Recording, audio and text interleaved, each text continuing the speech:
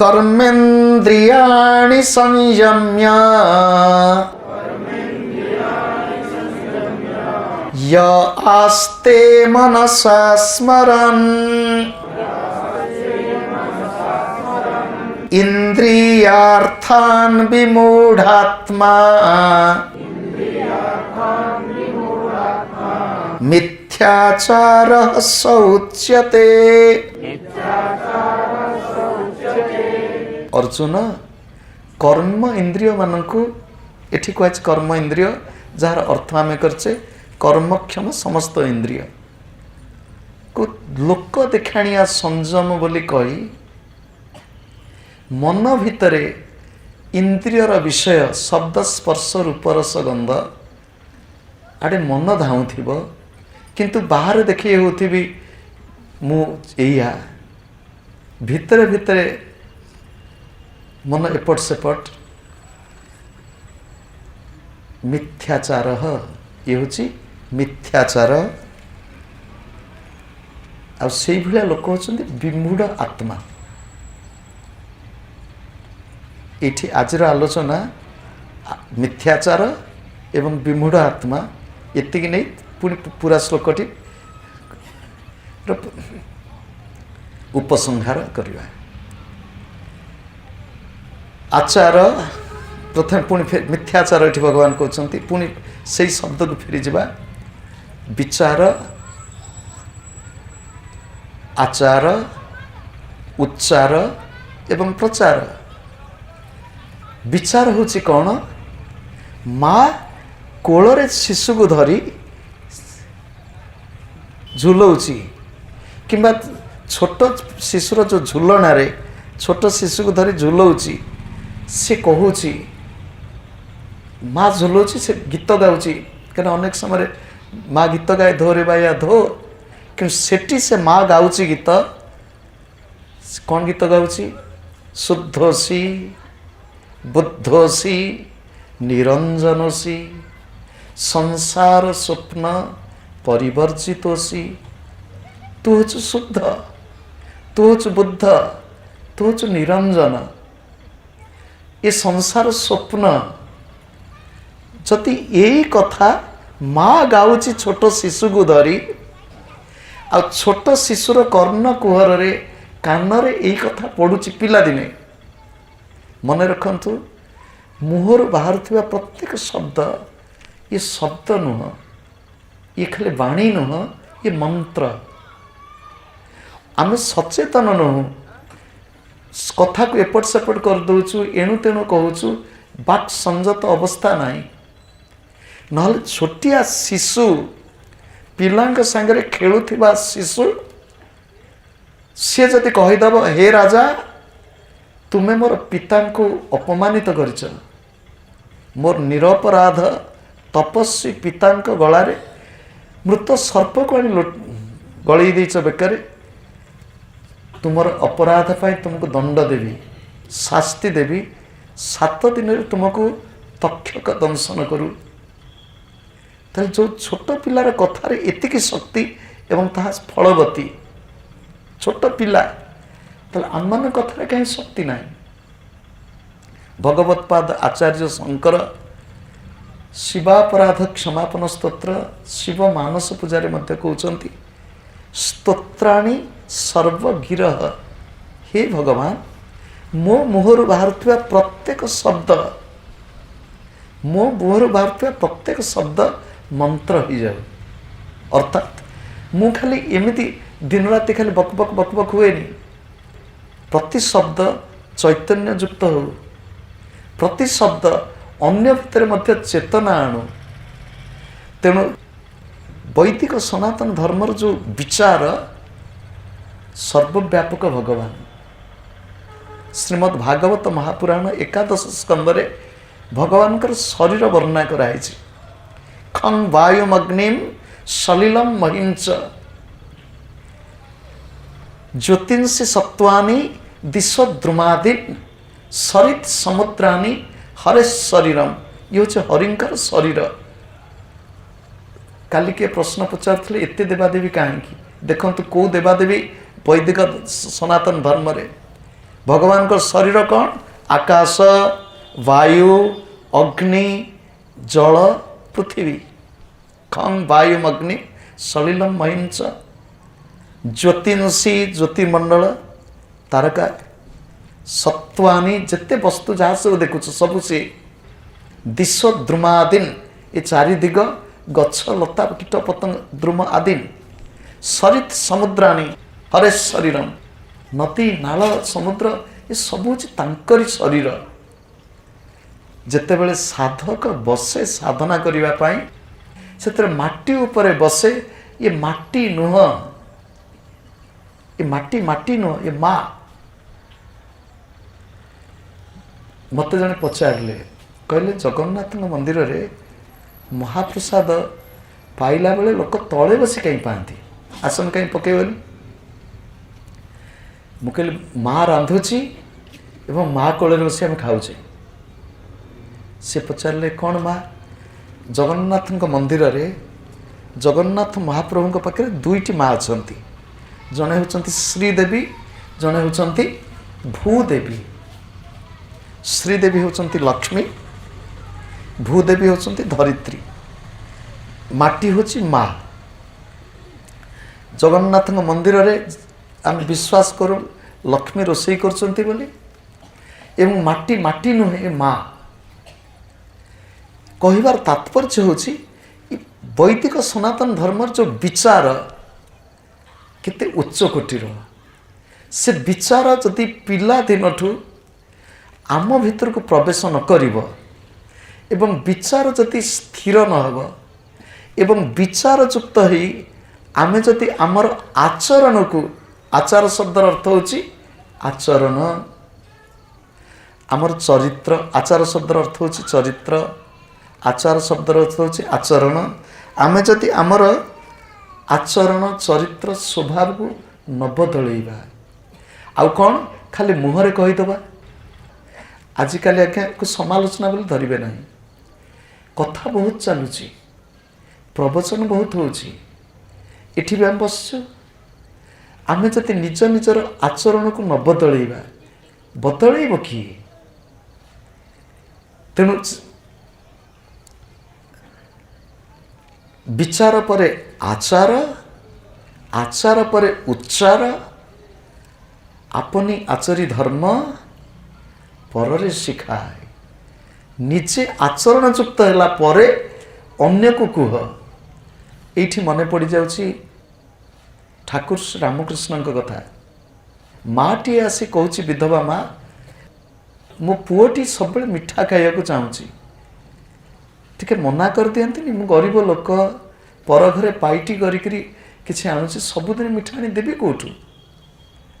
तो से ठाकुर कहते गोटे सप्ताह छाड़िया, आउ गोटे सप्ताह छाड़िका, से 2 सप्ताह पर आसला पर पिलाटी पाखे धरी कहले देख बाबू मिठा खाइबा भल नुह, खाइबुनी। पिलाटी बुझीगला, पिलाटी छाड़देला मिठा खाइबा। तापर से माटी पचारा आपन तो से दिन कहीपर इ 2 सप्ताह समय नेले कहीं? ठाकुर कहते मु निजे मिठा खाऊला बेले ताको मिठा खानी बोली कहबी केमिति? पुणी थर शुणु, मु निजे मिठा खाऊला बेले तुमे मिठा खाओ नहीं, एक कथा कहबी केमिति? ओडिशा रे गोसेवा जागरण यात्रा, ओडिशा लोक मान भीतर गोसेवा आग्रह बढ़ू एवं निष्ठा टिके आसू, ये विचार मुंड भितर आसला। आसला परे प्रथम कहल निजे गोव्रती हवा, तापर अन्य कहवा। निजे गोव्रती हवा अर्थ जेते जोठी संभव निज हाथ में गोसेवा करवा, निज हाथ में निजे आश्रम रे शुद्ध देशी गाईर क्षीर घी पूजारे लागू ता प्रयोग करवा। आश्रम रोषेई घर को अन्य जिनस न जाऊ तो कहवा, तापर लोक कहवा गोसेवा कर।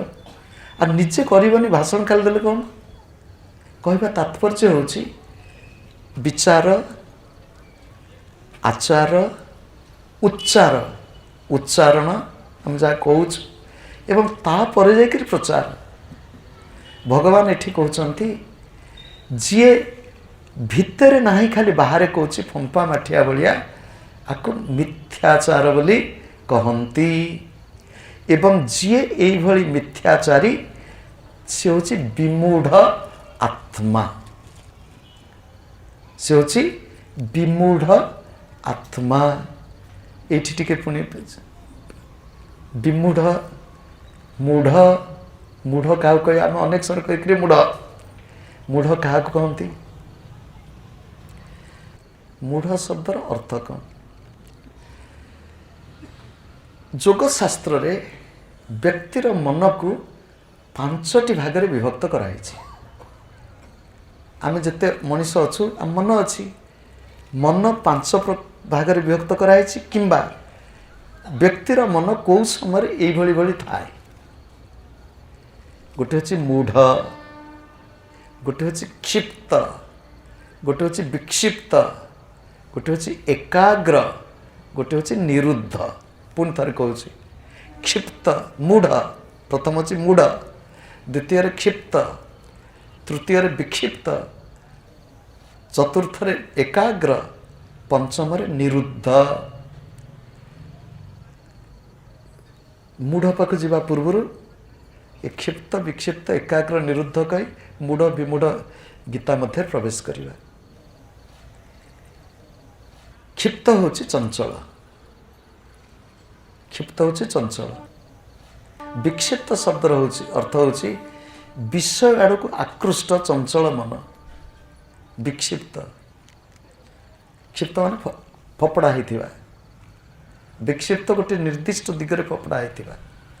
एकाग्र मन को टिके भितर को आनी गोटे लक्ष्य एक अग्र एकाग्र। निरुद्ध आ मनर चांचल्य नहीं, मन आ चंचल नुह, मन भितर बसी जाइछि रसी जाइछि। मोर गुरुदेव कहती बसरे रहिबे रसरे रहिबे। उपनिषदर मंत्र होछि रसई बसः। बसरे रहिबे अर्थात निज नियंत्रण भितर रहिबे। रसरे रहिबे अर्थात से नाम रस हो, प्रेम रस हो, भगवत भक्ति रूपक रस हो, से रसरे बुड़िकी रहिबे। 5टी प्रकार अवस्था मनर। बर्तमान मूढ़ क्या कहवा? मूढ़ शब्द मूल शब्द होची मुह, मुह्यति, से मुग्ध शब्द। मूढ़ शब्द मुह धातु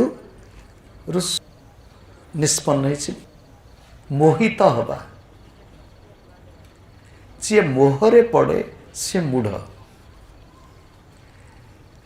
मुग्ध शब्द मध्य सेठू मोह धातु मुग्ध। मन मोहग्रस्त हो मूढ़। हिताहित ज्ञान नथिबो, विवेकर प्रयोग नथिबो, भूल बाटे जाउथिबा अन्य के कहिले मध्य आम कान को पशु नथिबो। ये मूढ़। आ इठी भगवान कहते विशेष रूप से मूढ़ विमूढ़। ये विमूढ़ आत्मा। अर्जुन तो भितर कौन हिताहित ज्ञान अच्छी? अर्जुन तो भितर कौन विवेक ज्ञान अच्छी? जदि तो भितर हिताहित ज्ञान विवेक ज्ञान था तो निजको बदलैया पाई, निज भितर थिबा शत्रु मानकु ध्वंस करिवा पाई साधक हिसाब रे आसीथिला बेले पुणी तो भितर दुर्बलता मु आ ध्यान करिविनी, साधन करिविनी। एठी होछि कौन कि अनेक समय आमे साधन पथ को आसीथिले मध्य मनर दुर्बलता, मन भितर संशय, मन भितर मोह, मन भितर अन्यान्य आकर्षण आमको साधन पथरु विच्युत कर दिए। से अर्जुन कहले मुझे युद्ध करिविनी। ये युद्ध बाहर युद्ध नुह, ये युद्ध बाहर युद्ध नुह। युद्ध विषय जोड़िए चमत्कार विशेषण देवी महात्म्य, दुर्गा सप्तशती, चंडी रे कुहाई गोटे जगह कुहाई युद्ध यज्ञ चंडी रे, आउ गोटे स्थान युद्ध महोत्सव। ये कथा माँ निजे चंडी निजे कहते युद्ध हूँ गोटे यज्ञ, युद्ध हूँ गोटे महोत्सव। आपन कहे कौन युद्ध हूँ यज्ञ, युद्ध हूँ महोत्सव?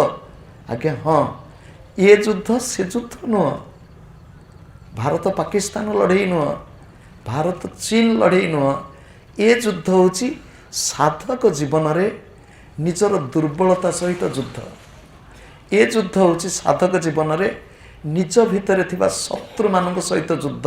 कल्पना करंतु, मो भितर थिबा दुर्बलता को मुझे ध्वंस करी, ये मो पाई यज्ञ नुह। यज्ञ रे आहुति देला बळी ये पशु मान को बलि देवी, बाहर पशु बलि नुहे, निजर दुर्बलता को दूर करी। ये युद्ध यज्ञ, ये युद्ध महोत्सव। अर्जुन कहलु युद्ध करी नहीं, भिक्षा करी पछे चलि, गुरु गुरुजन को मारिबी केमिति? अर्जुन कहले गुरु गुरुजन को मारिबा अपेक्षा भिक्षा मागिक साधु होकर चलवा भल। तब सेठी गुरु गुरुजन किए से? ये गुरु गुरुजन नुहंती जे निज भितरे थिबा चंचल प्राण होची गुरु, निज देह भारी भारी बोध हवा होची गुरु। गुरु शब्द अर्थ होची ओजिनिया, जे साधना करिवो ता भितर हालुका बोध आसो, लघुत्तम हालुका, मन हालुका लगिवो, देह हालुका लगिवो, जीवन हालुका लगिवो, संसार बोझ मध्य हालुका लगिवो। जहा हो एठी भगवान कहते अर्जुन, विमूढ़ात्मा जो व्यक्ति बाहर गोटे देखे होची, भितर आउ गोटे से होची विमूढ़। से होची खाली विमूढ़ नुह, से होची मिथ्याचारी। मिथ्याचार स उच्यते, से होची मिथ्याचारी, से कपट करुची। प्रति श्लोक रे प्रति मंत्र रे उभय प्रकार कथा अछि। गोटे होची नकारात्मक दिग, गोटे होची सकारात्मक दिग। वर्तमान आमे समस्त साधारण मनुष्य, आम मान घर संसार रे रहूछु। आमर भीतर बाहर जदि टिके एपट सपट, अनेक समय एपट सपट करता जे छोट पिला को बापा कहला जा कहीदो मु घरे नहीं, छोट पिलाटी को बापा कहीदी जा कहीदो मु घरे नहीं। किंतु बापा के भावे कि यही कथाटा को जो पिलाटी कहली ता सूक्ष्म मन पर कौन प्रभाव पड़ो। सी व्यंग कहले, से छोट पिला जाई बाहर कहला मते बापा कहले जा कहीदे जे मु घरे नहीं। छोट पिला सरल कहला बापा कह मते कहले जे या कहीदे मु घरे नहीं। तात्पर्य होची मु सोई रही थी, मु चाहे मो पिला उठी पड़ू, मु निजे निजे बदलिले परिवार बदलिब। एठी होची निज भीतर बाहर टिके एक हो। अनेक समय हम अन्य को आंगुली देखै दो, आंगुली देखे कहतु से या कला, तांको ये आंगुलीर ना कौन जानिछ? ये आंगुली हमर तर्जनी बोली कहू, आ कथित ओडिया भाषा बिसी आंगुली बोली मते के कहती। तर्जनिया ना हेची तर्जमा करू बोली। आना तर्जनी, आमे सब कथा को तर्जमा करू, ताकू घांटू गोलू आ बिसी बोली कहू, कहीं ये आंगुलटी अनेक विषमय परिस्थिति सृष्टि करे। मुझे आपण आड़ को गोटे आंगुली देखईदेली, देखईदेला मो आड़ कईटा आंगुली अच्छी देखु, मो आड़ को 3टा आंगुली अच्छी, ये आंगुलटा ऊपर रही। मुझे कहले आज्ञा मिश्र आज्ञा भल लोक, ता अर्थ मु हूँ 3 गुण भल। मुझे कहले आज्ञा से लोक खराब, मु हूँ 3 गुण खराब। आम उपदेश दवा पूर्वर निज भितर परिवर्तन होइछि कि? आ निज भितर यदि परिवर्तन नाही, खाली कहले हब नाही। एथिपाई भगवान कहते ଏଭଳିଆ ଜିନିଷ ହେଉଛି ମିଥ୍ୟାଚାର। ଏ ମିଥ୍ୟାଚାରରୁ ବ୍ୟକ୍ତି ଦୂରେଇ ରହିବା ଦରକାର। ବର୍ତ୍ତମାନ ଚାଲି ଆସନ୍ତୁ ମିଥ୍ୟାଚାର ଠିକ୍। ଆପଣ କହିବେ ମିଥ୍ୟାଚାର କେମିତି ଠିକ୍ ହେଲା? ଜଣେ ରାଜା ଥିଲେ, ତାଙ୍କର ଗୋଟେ ସୁନ୍ଦର ଝିଅଟିଏ ଥିଲା, ବିବାହ ଯୋଗ୍ୟା। ରାତିରେ ରାଜା ରାଣୀ ଉଭୟ ତାଙ୍କ ଶୟନ କକ୍ଷରେ ଶୋଇନାହାନ୍ତି, ନିଦରେ ବସି ଆଲୋଚନା କରୁଛନ୍ତି ଝିଅଟିର ବାହାଘର କେମିତି ହୁଅନ୍ତା।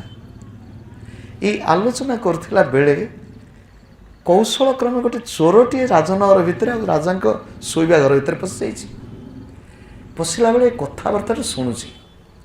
ରଜା କହୁଛନ୍ତି, ଦେଖ ରାଣୀ, ମୁଁ ଭାବିଛି ଝିଅଟିକି ଜଣେ ସାଧୁଙ୍କୁ ଦିଅନ୍ତି। କାଲି ସକାଳୁ ଉଠି ଯେଉଁ ସାଧୁଟିକି ପ୍ରଥମେ ମୁଁ ଦେଖିବି, ସେଇ ସାଧୁଟିକି ମୁଁ ଝିଅଟିକି ଦେଇଦେବି। ଏ ଚୋର ଶୁଣିଲା, କହିଲା କହୁଛନ୍ତି ସାଧୁ, ତାହେଲେ ମୁଁ ସାଧୁ ହେଇଗଲେ ତ ବଢ଼ିଆ ହେଇଥାନ୍ତା। ଆଉ ସେ କହୁଛନ୍ତି ପ୍ରଥମେ ଦେଖିବେ ରାଜନଅର ଭିତରେ ତ କେଉଁ ସାଧୁ ଅଛନ୍ତି? ଠିକ୍ ସିଂହ ଦ୍ୱାର ପାଖରେ କି ରାଜାଙ୍କ ନଅର ଦ୍ୱାର ପାଖରେ ସେଇଠି ସାଧୁ ହେଇକି ବସିବେ। ସାଧୁମାନଙ୍କର ତ ଦାଢ଼ି ଅଛି, ଆଉ ରାତାରାତି ତ ଦାଢ଼ି ହେବନି। କିଛି ସାଧୁ ଲଣ୍ଡା ହେଇ ପଡ଼ନ୍ତି, ତା ଲଣ୍ଡା ହେଇ ପଡ଼ିବା। ସିଏ ରାତିରେ ଲଣ୍ଡା ହେଇ ପଡ଼ି ଆଉ ସାଧୁମାନଙ୍କ ପାଇଁ ଯେଉଁ ପୋଷାକ କୋଉଠି ଯୋଗାଡ଼ କରିଦେଲା, ମାଳା କେଠି ଯୋଗାଡ଼ କରିଦେଲା, କରିଦେଇ ଆଉ ଘସ ଘସ ମାରିଦେଇଥିବ, କ'ଣ ମାରିଦେଇ ସେ ବସିଗଲା। ରାଜା ତ କହିଛନ୍ତି ରାତିରେ ଏଇ କଥା, ସକାଳୁ ଉଠି ଖୋଜିବାକୁ ବାହାରିଛନ୍ତି ସାଧୁ। ଯେତେବେଳେ ସାଧୁ ଖୋଜିବାକୁ ବାହାରିଛନ୍ତି, ଦେଖିଲେ ସିଂହଦ୍ୱାର ପାଖରେ ସାଧୁଟି ବସି, ଆଉ ସେ ତ କ୍ଷୀର ଫିଅର ହେଇକି ସଫାସୁତୁରା ଦେଖାହେଉଛି, ଗେରୁଆ ପିଞ୍ଚି ଆଖି ବନ୍ଦ କରି ବସି। ରାଜା ଯାଇ ସାଷ୍ଟାଙ୍ଗ ଦଣ୍ଡବତ କରିଦେଲେ। ତ ସାଷ୍ଟାଙ୍ଗ ଦଣ୍ଡବତ କଲେ ଚୋରଟିକି। ଇଏ ତ ଭିତରେ ଚୋର, ବାହାରେ ସାଧୁ, କିନ୍ତୁ ତା ଭିତରେ ଗୋଟେ ଭାବନାନ୍ତର ସୃଷ୍ଟି ହେଲା। କ'ଣ ସୃଷ୍ଟି ହେଲା? ଯେ ମୁଁ ରାତି ପର୍ଯ୍ୟନ୍ତ ଚୋର ଥିଲି, ମୁଁ ଖାଲି ବେଶଟି ବଦଳେଇ ଦେଇଛି, ମୁଁ ସାଧୁ ନୁହେଁ। କିନ୍ତୁ ରାଜାର ଏତିକି ବିଶ୍ୱାସ, ସେ ପାଦ ତଳେ ଆସି ପଡ଼ିଯାଇଛି। ଖାଲି ସେତିକି ନୁହଁ, ରାଜା ହାତ ଯୋଡ଼ିକରି କହୁଛନ୍ତି, ମୋର ଗୋଟେ ଅନୁରୋଧ ଅଛି, ତୁମେ ଏହାକୁ ସ୍ୱୀକାର କରିବ କି? ରାଜା ତାର ନିଜର ଅତ୍ୟନ୍ତ ଆଦରର ଝିଅଟିକି ମୋତେ ସମର୍ପଣ କରିବାକୁ ଚାହୁଁଛି। ମୁଁ ପ୍ରକୃତ ସାଧୁ ନୁହଁ, ଆଉ ଯଦି ମୁଁ ସତରେ ସାଧୁ ହେଇଯାଆନ୍ତି ତାହେଲେ ମୋର କେତେ ଲାଭ ନ ହୁଅନ୍ତା। ମୁଁ ସତ ସାଧୁ ନୁହଁ ଯଦି ଏତିକି ମିଳୁଛି, ଯଦି ସତରେ ସାଧୁ ହୁଅନ୍ତି କ'ଣ ନ ମିଳନ୍ତା। ଆପଣ ଦେଖନ୍ତୁ ଏ ଦୃଷ୍ଟାନ୍ତ, ଏ ଗୋଟେ କାହାଣୀ, ମିଥ୍ୟାଚାରରୁ ସତ୍ୟାଚାର, ମିଥ୍ୟାଚାରରୁ ସତ୍ୟାଚାର। ତାତ୍ପର୍ଯ୍ୟ ହେଉଛି ବ୍ୟକ୍ତି ଧୀରେ ଧୀରେ ଧୀରେ ଧୀରେ ନିଜର ପରିବର୍ତ୍ତନ ଘଟେ। ଅଭ୍ୟାସ ଦ୍ୱାରା ହିଁ ବ୍ୟକ୍ତିର ରୂପାନ୍ତର ଘଟେ। ଅନେକ ସମୟରେ ଅଭ୍ୟାସ ଛାଡ଼ି ଦେଉ କିମ୍ବା ଆଗ୍ରହ ବି ତାର ରହେ ନାହିଁ। ଥରେ ମନରେ ଗୋଟେ ପଶିଲା ଗୀତ ଶିଖିବା। ଗୀତ ଶିଖିବା ବୋଲି ଜଣେ ସଙ୍ଗୀତ ଶିକ୍ଷକ ଆଶ୍ରମ ଭିତରେ ଥିଲେ, ଜଣା ପଡ଼ିଗଲା। ଗୋଟେ ହାରମୋନିୟମ ଥିଲା, ହାରମୋନିୟମ ଥାଇ ସେ ମୋତେ ଶିଖେଇଲେ ସାରେଗାମା ପାଧାନି। ମୁଁ ଟିକେ ଶିଖିଛି ତ, ଏ ହାତ ଏଠି, ଏ ହାତ ଏଠି, ଚାଲିଲା ବେଳକୁ ଚାଲୁନି, ଏ ହାତ ଚାଲିଲା ବେଳକୁ ଏ ହାତ ଚାଲୁନି, ଏ ହାତ ଚାଲିଲା ବେଳକୁ ଏ ହାତ ଚାଲୁନି। କହିବା ତାତ୍ପର୍ଯ୍ୟ ହେଉଛି, ଯିଏ ସଙ୍ଗୀତଜ୍ଞ ଏଠି ବସି ଗାଉଥିଲେ ସଙ୍ଗୀତ, ତ ସେମାନେ କେମିତି ଆଙ୍ଗୁଳି ଚାଳନା କରୁଛନ୍ତି? ନା ପ୍ରଥମେ ବାଦ୍ୟଯନ୍ତ୍ର ତ ଅଛି, ମୁଁ ଜଣେ ସଙ୍ଗୀତଜ୍ଞ ଭଳି ପଶିଗଲି ଯନ୍ତ୍ର ଧରି, କିନ୍ତୁ ଇଏ ହେଉଛି ପ୍ରଥମରୁ ତ ମୁଁ ଅଭ୍ୟାସ ହେଇନି। ଅଭ୍ୟାସ କରୁ କରୁ ସେ ଅଭ୍ୟାସରେ ପଡ଼ିଯିବ। ଏଇଠି ଅଛି, ଏଇଥିପାଇଁ କୁହାହେଲା ମିଥ୍ୟାଚାରରୁ ସତ୍ୟାଚାର। ଯେଉଁମାନେ ସନ୍ନ୍ୟାସୀ ହୁଅନ୍ତି, ସନ୍ନ୍ୟାସ ଦୁଇ ପ୍ରକାର ସନ୍ନ୍ୟାସ, ଗୋଟେ ହେଉଛି ବିଦ୍ୱତ୍ ସନ୍ନ୍ୟାସ, ଗୋଟେ ହେଉଛି ବିବିଧିଷା ସନ୍ନ୍ୟାସ।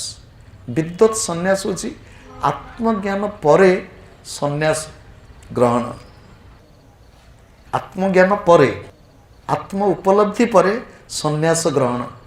ଆମରି କ୍ରିୟାଯୋଗ ପରମ୍ପରାରେ ଦୃଷ୍ଟାନ୍ତ ହେଉଛନ୍ତି ସ୍ୱାମୀ ଶ୍ରୀଯୁକ୍ତେଶ୍ୱରଜୀ। ସ୍ୱାମୀ ଶ୍ରୀଯୁକ୍ତେଶ୍ୱରଜୀ ଗୃହସ୍ଥ ଥିଲେ, ବିବାହ କରିଥିଲେ, ଝିଅଟିଏ ଜନ୍ମ ହୋଇଥିଲା, ସ୍ତ୍ରୀଙ୍କର ଦେହାନ୍ତ ହୋଇଗଲା, ବାପା ଚାଲି ଯାଇଥିଲେ, ବିଧବା ମା, ଝିଅଟି ଏବଂ ନିଜେ झीटी बड़ कले झीटर बाहागर हो गला जोगीराज श्री श्यामाचरण लाहिड़ी क्रियायोग साधन शिखी साधन शिखी अत्यंत उच्चांगर साधक आत्मद्रष्टा जोगी पुरी जितेबाला आसचंती 1903 मसीह पुरी जो देखिले जगह ध्यान करने भारी भल जगह पुरी म्युनिसिपालिटी कही जगह खंडे पाइले से जगार आश्रम टी तैयारी कले सेतेबेले से सन्यासी नुहंती तांको ना श्री प्रियनाथ कड़ार तांको ना प्रियनाथ कड़ार बोली से आश्रम ना कड़ार आश्रम देले 1903 मसीह परवर्ती काल रे से सन्यास दीक्षा नेले ये सन्यास को विद्वत सन्यास बोली कहती विद्वत सन्यास अर्थात आत्म उपलब्धि परे मध्य सन्यास ग्रहण करछथि विविधिशा सन्यास होची आत्म उपलब्धि पाई आत्म विकास पाई जने कि यदि सन्यास ग्रहण कले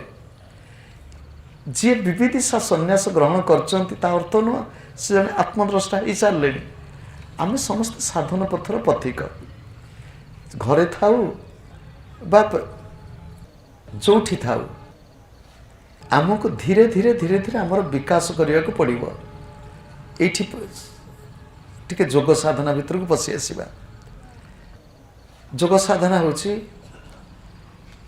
कर्म द्वारा कर्म को नष्ट करने को पड़े कंटा द्वारा कंटा बाहर करने को पड़े कंटा द्वारा कंटा को बाहर करने को पड़े छोटिया कंटाटे बाहर करने गोटे बड़ छुंचीटे दरकार कंटाटी एडिटे छुंचीटा एडे बड़ आ कंटा बाहरी गला परे छुंचीटा भी आ दरकार नहीं दीटा को पकई दियो कंटा फोपाड़ दियो छुंची ता जगह रखी दियो हाथ में मैला लगी मैला को सफा करने को चाहूँगी मैला को यदि सफा करने को चाहूँगी दामिकिया मल हूँ साबुन साबुन हूँ दामिकिया मल साबुन बासे बोली आम देह हाथ में साबुन लगे आम एमती रखीदौना साबुन मध्य मल मल द्वारा मल को गोटे हूँ दुर्गंध मल साबुन हूँ सुगंध मल एवं साबुन रूपी सुगंध मल द्वारा हाथ में लगी दुर्गंध मल को दूर कर उभय को धोई दौचु हाथ सफा हो गला तो से जोग साधना रे निज भगवान ता पूर्वर कहते नई कश्चित क्षणमपि जातु तिष्ठति अकर्मकृत कौन सी व्यक्ति से सिद्ध पुरुष हूँ से साधक हूँ मूढ़ हूँ कर्म नक क्षण हेले कि रही पार ना एवं कौ कर्म सबू अहरह चली ना श्वास प्राण कर्म चलती अहरह हृत्पिंड कर्म चलती अहरह हजम चलती अहरह आलोचना कर सारी तेणु ये कहुच्छी कर्म द्वारा ही कर्मर अतीत अवस्था को जीवाक पड़ो कर्म द्वारा कर्मर अतीत अवस्था केमिति जीव कौ कर्म ना एठी जोग साधना रे कहूँ प्राण कर्म जोग साधना रोचे प्राण कर्म मुझे साधना करने को बसुची ध्यान करने को बसुची मो मन चंचल अनेक समय लोक प्रश्न पचारते मो चंचल मन को स्थिर करी केमिति हाँ मु ध्यान करने बसुची आखि बंद कर बसची मो मन एणे तेणे जाऊँगी पुणी मन को धीरे धीरे धीरे धीरे बस करने को पड़ो षष्ठ अध्याय भगवान कहे अभ्यासेन तु कौन्तेय वैराग्येन च गृह्यते अभ्यास एवं वैराग्य दुईटी धर जहाँफल मन बसीभूत हम जोग सूत्र रे महर्षि पतंजलि कहते अभ्यास वैराग्याभ्याम तत् निरोध अभ्यास एवं वैराग्य द्वारा मन निरुद्ध हो अभ्यास कि अभ्यास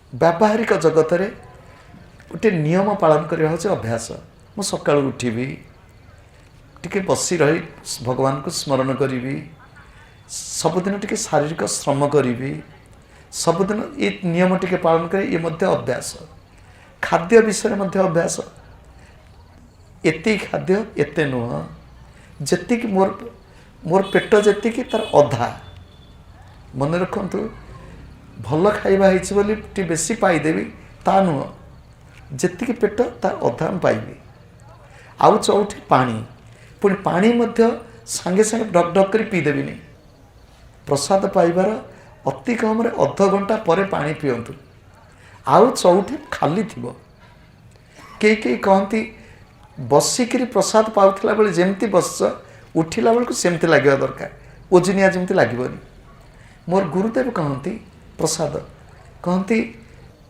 क्षुधा हूँ रोग एवं अन्न हूँ औषध औषध को आचार्य शंकर का से वाणी क्षुद व्याधिश्च चिकित्सता प्रतिदिन भिक्षौषधम भुंजता प्रतिदिन क्षुधा रूपक व्याधि को चिकित्सा कर भिक्षा रूपक औषध द्वारा कह बाबाजी सीना तुम भिक्षा कर आम गृहस्थ लोक स्वामी कौन स्त्री को भिक्षा कर हाँ असुविधा किसी ना शिव परा अन्नपूर्णा पार्वती भिक्षा कर अन्नपूर्णा मूर्ति देखी ना स्वादन्न न तो जाच्यता सुआदिया हो ता पछरे धाइब ना विधिवशात प्राप्तेन संतुष्यता जदि दैवात मिलगला आज प्रसाद मिलला प्रसाद पाखे थुआई सुंदर देसी गाई क्षीर रे प्रस्तुत होता खीरी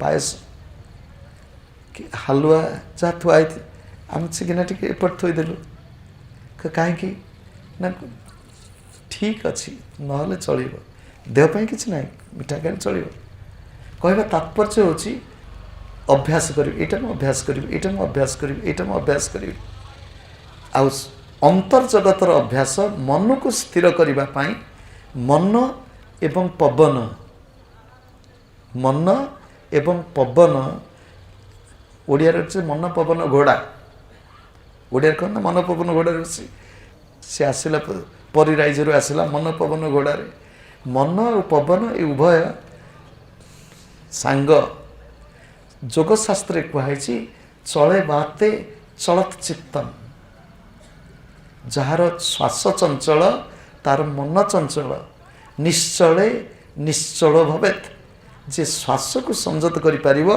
तार मन संयत हो श्वास को धर त्रिवेणी बहुची तीन धार बहंता नई को थय कर बंकु नाले पानी बहिब उजाणी बुड़ी जीव तोर हंसागर अरे भजु मन भजी पारिले पाइबु दर्शन त्रिवेणी बहुची तीन धार श्वास बहंता नई को थय कर श्वास को टिके टिके नियंत्रण कर प्रति श्वास रे भगवान को स्मरण कर श्वास को किमिति नियंत्रण करने को हुए कौन से आचार्य साधन पथर थिबा व्यक्ति को शिखी नि श्वास को जे धरी रखिब से मन को धरदब श्वास को जे धरिब जमिति गुड़ी उड़ुछि ना सूता को धरछि गुड़ी सेठी रहिब एपट सेपट हम सूता को धरछ पुणी सूता को छोट कर दियो गुड़ी पाखु चली आसब तो श्वास को जे धरिब मन रूपक गुड़ी को से धरिब आउ श्वास को जी छोट करदेव अर्थात श्वास को नियंत्रण कर नब तो गुड़ी ता हाथ को पलि आस तेणु एटी हूँ अभ्यास करने को पड़ो अभ्यास न कले हम ना बर्तमान पूरा श्लोकटी आउ थे आवृत्ति कर नवा एवं तार पूरा अर्थ टी आउ थे आलोचना करी प्रश्नोत्तर पर्व को जीवा पुणी थे ये श्लोकर आवृत्ति करवा कर्मेन्द्रियाणि संयम्य य आस्ते मनसा स्मरन्